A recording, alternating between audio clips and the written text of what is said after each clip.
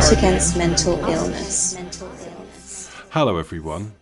I'm currently working on a rather epic series of episodes on writing and authoring, which includes a bunch of interviews by published authors, and it's taken me quite a while to pull together and edit and make sound amazing. So in the meantime, here's an old episode about telling stories to whet your appetite a bit. So watch this space for some amazing stuff relating to writing and mental illness. See you all soon. Out Against Mental Illness. Once upon a time, there was a teenage boy. He was awkward and odd and kind of shy. He had a friend who was kind of odd like him, whose house he would go around to watch fascinated as he drew bizarre pictures of vampires, zombies and superheroes. It was all a bit Stephen King.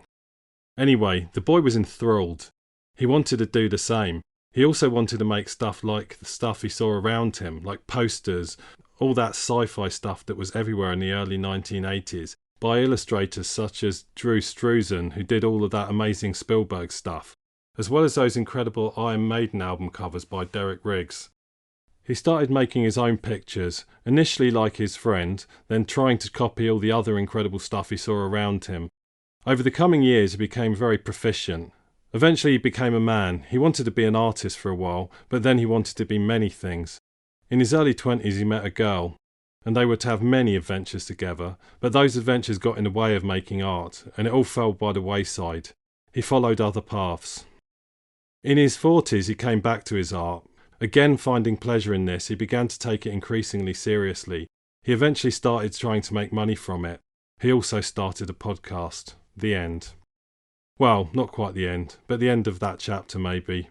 Or maybe a beginning. Most stories, in books, in films, TV, in culture, have a beginning, a middle and an end. The best ones can be experienced repeatedly and yield more detail, insight and delight over time. When each person experiences one of these cultural artifacts, it takes on a slightly different meaning, but it's still, for the most part, enclosed, complete and finished. But no story is an island. Stories come from, sit within and influence larger stories, those of the author, their culture and its history, that of the human race, that of the earth, the universe. And those stories are all still works in progress. And each story within this wider framework changes its meaning, its substance, as the context of history around them shifts. New eyes evaluate with new values. Every moment that every human, every organism exists, they exist as the product of the whole of history to that point. The past points crisply towards this moment. The future converges backwards to point at the same moment. This moment is all there is.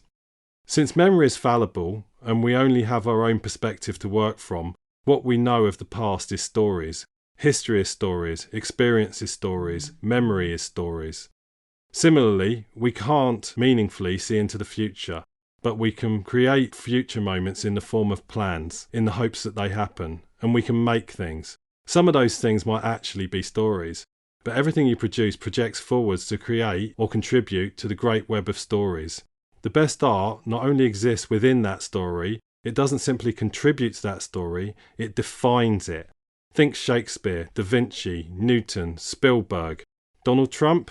Let's not push our luck, eh? But for all this cosmic bluster, stories are really about one thing: characters and their journey. The heroic struggle, the tragedy, the comedy, the ecstasy, but characters like you and me. Maybe you don't consider your art, your creations, as autobiographical like I do, but they are, whether you like it or not. They are the product of your genetics, your upbringing, your experiences, your passions, your quirks. It's all you, until it's not. As I said in my episode on sharing, once you share your work, it also becomes part of someone else's story. In fact, since recording that episode, I predictably discovered that I'm not the first person to come up with that theory. French literary theorist and philosopher Roland Barthes also had a lot to say on this subject. In his essay, The Death of the Author, Barthes argues the interpretation of a text, or by extension an artwork, should not be limited by the author's intentions, biography or psychology. According to Barthes, once the work is created and shared, it is detached from the creator and belongs to the realm of the audience or the readers, who create their own meaning from it. The point is that you bake yourself into your work. and that in turn gets gobbled up by whoever consumes it and integrated into their world, into their stories, sending narrative ripples outwards in time and space, but not necessarily in a linear way. The thing is, like stories, art is a form of time travel. It allows us to surf the wave of entropy in either direction as we encode our hopes, emotions and visions into our artworks, as well as our experiences. So even though it's always only now, you can experience another moment in time via a story or other artwork and integrate it into your now. The best stories, or maybe the best storytelling, uses gradual exposition to build setting and character, rather than explaining all at once what and where we're being introduced to, which is a no-no in literary land. This is partly because infodump style exposition is dull, but the wonder of a great story is precisely in the exposition of the characters and their story, because the character and the story can't be separated. It also mimics the way that we learn about other humans, as our stories intertwine with theirs, for better or for worse, whether shallow and fleeting or deep and lifelong.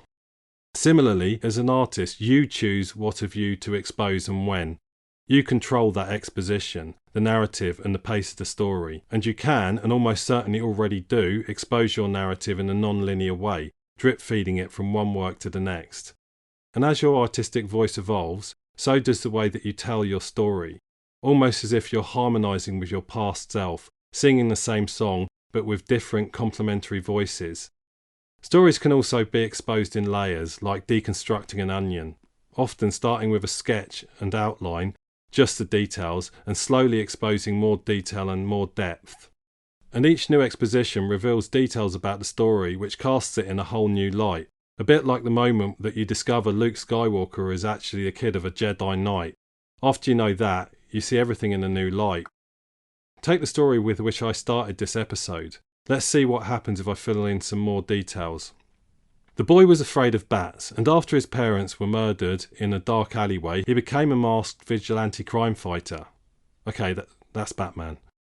The boy I was originally referring to, now in his 40s, he painted a picture that depicted Boris Karloff in his iconic role of Frankenstein's creation.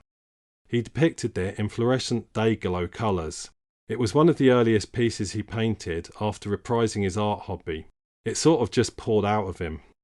The image sat upon a collage of words torn from magazines and newspapers.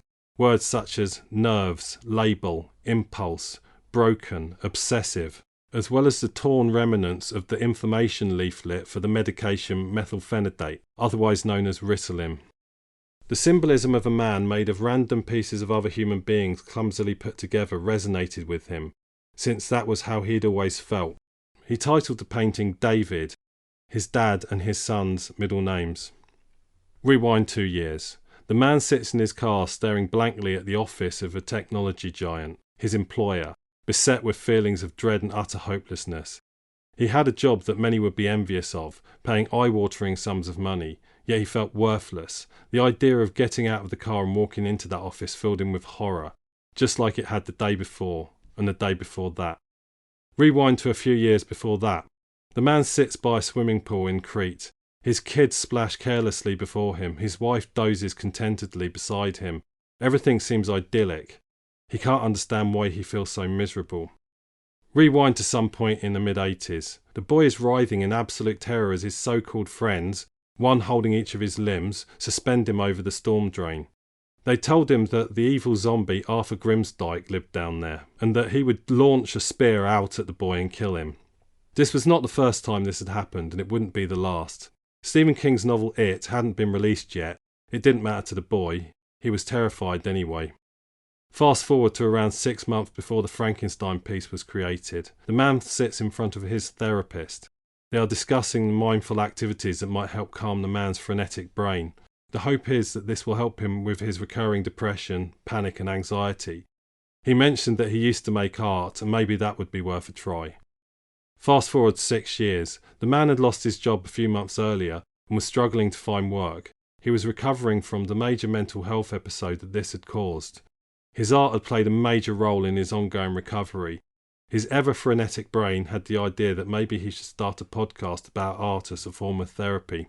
Maybe he could help himself by helping other people. Most people see David, the painting, as a wacky rendition of Frankenstein's monster. pop art, or some such stylistic frivolity. They either like it or they don't. If anyone asks what it's really about, what all the torn up strips of magazines mean, I might give them bits and pieces of that story. Occasionally people see something entirely different. For example, one lady bought a print of it. She explained that she had spent years recovering from a life-threatening brain trauma, and the image helped her make sense of that experience. The image itself is a piece of art made from other people's artwork. Mary Shelley, who wrote the original novel. Boris Karloff, who played Frankenstein's creation. His makeup artist, Jack Pierce, who was responsible for that iconic look. Director, James Whale. The impetus for the novel was instigated while Shelley holidayed with her husband, poet Percy Bysshe Shelley, original megastar heartthrob Lord Byron, and John Polidori, who went on to write a novel about vampires for the same reason. Their stories are woven into the artwork too. Incidentally, this all happened while they sheltered from the Year Without a Summer, which was caused by the eruption of Mount Tambora. So that goes into the mix too. Perhaps throw Mary's mother, proto-feminist icon Mary Wollstonecraft into the mix. And perhaps throw Ritalin creator Leandro Panizzon in there too, and even his wife Rita, after whom he named it. I could go on. I've made hundreds of artworks, and millions are made every year across the world. Some have greater impact than others, but all make their mark in some small way. This is how society functions. Art isn't just for the artist or art lover, it's for everyone, whether they know it or not. It is a distillation of culture, like a dynamic piece of reality frozen in amber, but one that actually affects the world around it. This has all been pretty abstract and philosophical so far, since much of the impact of art happens once the artist has set it free. But the artist still played a starring role in the story in a very real sense. I experienced this recently when I took on an 8-piece commission for a couple that lived near me. We worked closely together over the space of 2 months, deciding on what I would create, where it would be hung, the colours, the theme, the style. We all learned lots and had a great time doing that. And for as long as they lived, they will remember that experience and, I hope, cherish it. And will be reminded of it every time they see those paintings. It's part of their story now. This effect is particularly prominent with pop stars and the like, especially in the hyper-connected modern world. Swifties follow Taylor's every move. Her life is in her music. And the Kendrick Lamar versus Drake rap feud has manifested in an ongoing public work of music and cultural art.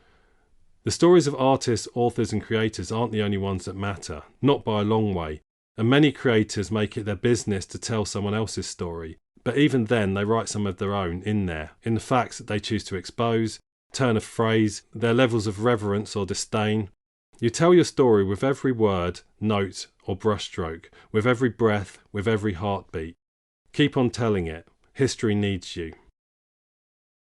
Homework for this week? Go find some art and arrange it in some order that means something to you. It could be your own artwork or someone else's. It could be some painting, some photos, some music. Go make a mixtape. Put it in an order that resonates with you. Try some different orders and see what it tells you about your story or the story of the artist or the story of the events or the people in the world that it depicts. Think about that story that it tells. Think about how it tells a wider story and think about what it says about your story. I just want to say something quickly about the fact that I spend a lot of time in this podcast telling my own story. In fact, most of this podcast was spent doing that. I'm autistic, as I've said before, and autistic people have a tendency to relate to other people by telling their own stories. It's a way of empathising. It can make autistic people come across as being quite selfish or self-centred or single-minded. And it's not that way at all. It's just that we find it much easier to relate to someone by telling other people stories about ourselves. Autistic people tend to be great storytellers. So if it seems like this podcast is a bit of a big ego piece for me, please understand that it isn't. This is just how I relate to the world. Secondly, I found that when I open up to people, they tend to open up back to me. They tend to be very thankful for me being so honest and open with my own stories, with my own struggles. And it makes them feel better and it makes them feel more able to talk about their stories. In the past, I just used to do this reflexively. I would just relate my own stories to people and then I found they would just pour their hearts out to me, and a lot of the time I didn't know what to do. I was like, well, why are you telling me your life story right now? But over time I started to see it as a bit of a superpower, that if I could help people open up and talk about themselves, then they would feel better and I would learn something and everyone would be better off. So that's why I do it. I hope I don't bore you too much with my stories, and I'm not going to stop doing it. I've got lots more stories to tell, and I'll probably find some other people to help me tell some stories at some point as well.